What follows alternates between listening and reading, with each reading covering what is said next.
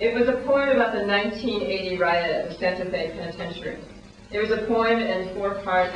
It was a poem in English that humans speak. It was a poem that began by listing a series of studies of the 1980 riot at the Sante Penitentiary and inmate rebellion. It went like this.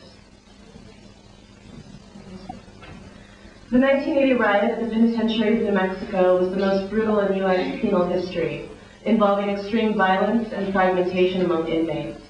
Yet, the prison was not always violent and disorderly.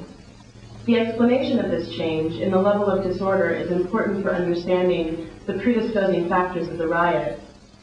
A case control study of dead and hospitalized inmates was conducted to determine risk factors for victimization. Studies of prison violence typically focus either on individual-level aggression or large-scale collective acts. This article examines prison privatization policy in the United States from 1984 to the turn of the century by integrating several policy analysis perspectives. This article examines the issue of prison violence in terms of the adequacy of the theories currently used to explain it. This paper is divided into 5 sections.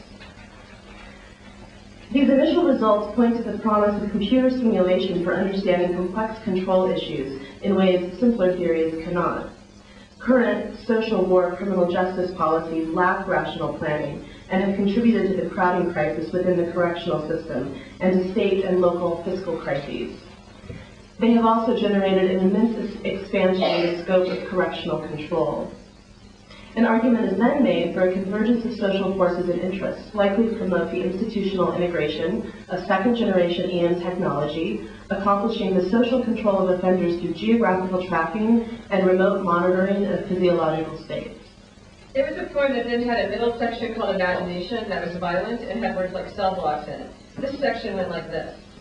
The door to the dormitory wasn't locked. The devil's butcher shop, the hate factory, the most barbaric, the deadliest, and clearly the goriest collapse of order, with links of heavy pipe, or hacked to death with knives, with acetylene torches. They tortured the living and mutilated the dead.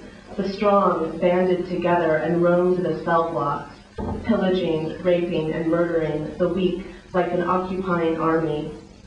The guard starts to answer, cannot speak, and breaks into tears. The author has a sharp eye for the grotesque.